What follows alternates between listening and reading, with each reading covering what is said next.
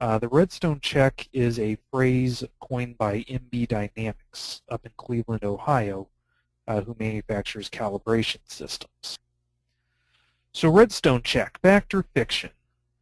Under the Redstone check, when it's used to determine the uncertainty of a calibration system, the basic premise is that to determine total system uncertainty, all that you really need to do is this function called the Redstone check and add to it your reference uncertainty, and that'll give you your system uncertainty. Now, I guess the first place we should start is by asking, what is the Redstone check and what does it do? This is what the Redstone check has been documented to do. It includes all errors due to electrical and mechanical noise, distortion, cross-axis motion, basically all the factors that we need to consider when we're coming up with the uncertainty of a system. The Redstone check supposedly measures and determines all of them except for the uncertainty from the reference sensor. The method for the Redstone check is described down here below. We use a known transducer, or a reference standard, to calibrate a second sensor, a test sensor, which is called ref B. We then make ref B our reference for the system. We use it to calibrate ref A. We then compute the difference between the value we just determined for ref A and the original data provided by whoever's doing the calibration on the standard, and this gives us the uncertainty of the system. So this is kind of how it's been used, and you can see it here on a spec sheet in action. We have this STU, System Transfer Uncertainty, which is the portion determined by the Redstone check.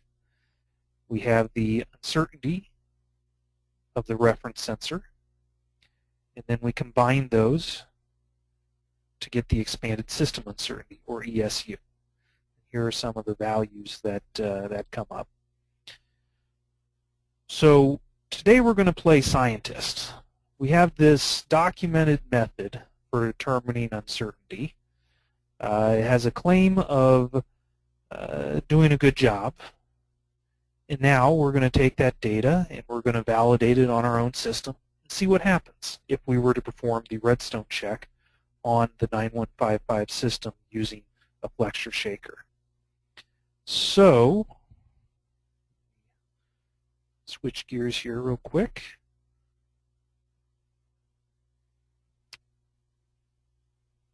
So what I have set up today is I have a flexure shaker, the same one that we used in the last presentation.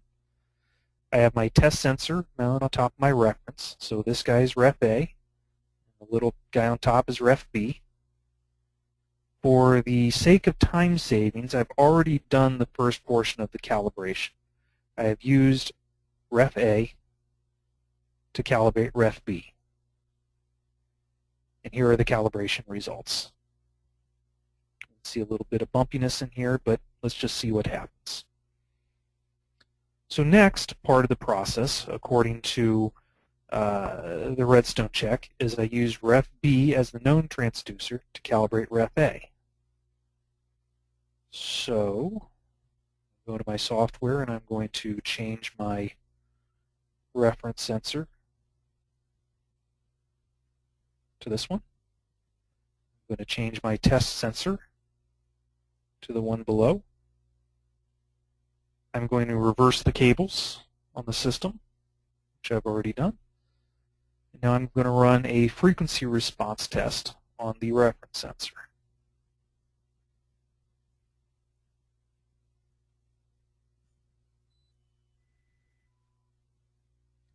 Of course, we're zipping through the points of the calibration as usual. At the low frequency, we can see the shaker move, of course.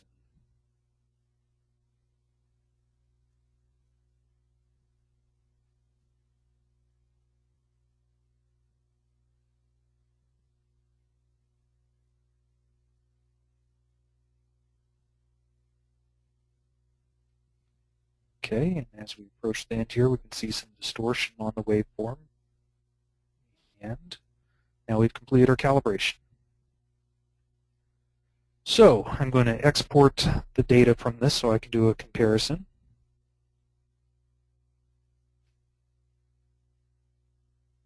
Move to my desktop. I did a little bit of preparation ahead of time, of course.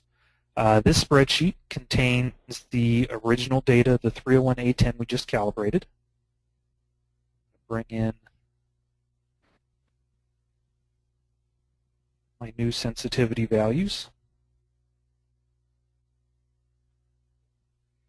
This is the difference between our old value and our new value, which is the result of the Redstone check.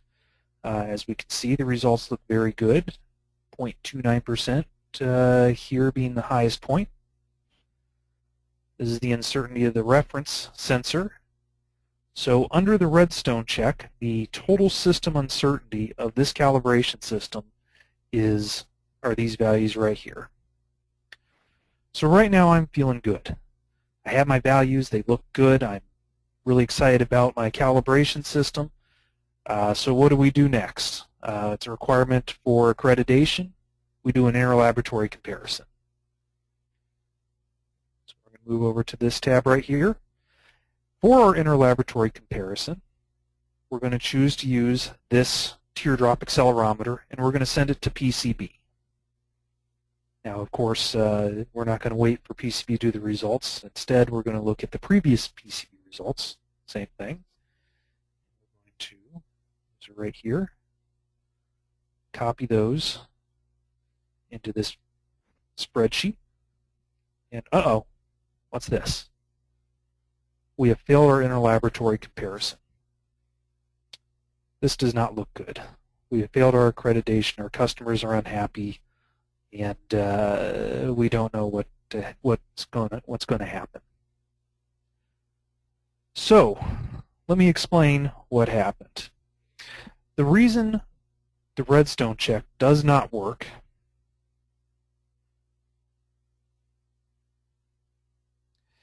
is we perform two calibrations. This is the equation that we're running when we run the calibration. When we calibrate the sensor during part 1 of the test, our transverse error appears up here. Note that this error is present when we're doing real calibrations as well. We calibrated the sensor. This is how it's getting compared to PCB. During the second step of the test, we made the 352C22 our test sensor, so the transverse error appears down here. And it's the same error, roughly the same amount. The end result, when we do the calculation of under the Redstone check, is the two errors cancel each other out. Now, when we're evaluating uncertainty, we cannot cancel out errors. We have to accommodate all of the errors. So this is where the Redstone check truly fails. Any systemic error in the system that occurs during the first part of the test and the second part of the test cancels out. Now, transverse motion is the error that we demonstrated disappearing under the Redstone check, but there's actually a number of other factors that are also not captured. Shaker distortion is something that the Redstone check is going to ignore. Transverse motion we saw, base strain, relative motion, and thermal drift of the sensors over an extended period of time are all not going to be captured by the Redstone check. So this leads us to the conclusion that we cannot use the Redstone check to calculate system uncertainty. Now, as I mentioned earlier in the presentation, this is directly off of the marketing documentation of MV Dynamics. We bring this up to our field sales channels, not our customers. We don't want to directly say bad things about our competitors. We bring it up to you guys because when a customer picks up a data sheet and is determining whether or not a calibration system is good or better than another one, the MB uncertainties are reported under this Redstone check plus reference uncertainty. And it is not the same as everyone else in the market. So that is something that we need to be aware of, and if we are in competition with MB Dynamics, this is something that we need to educate the customer on, that the Redstone check does not apply to system uncertainty. And this is the proof. The demonstration shows you why that doesn't work.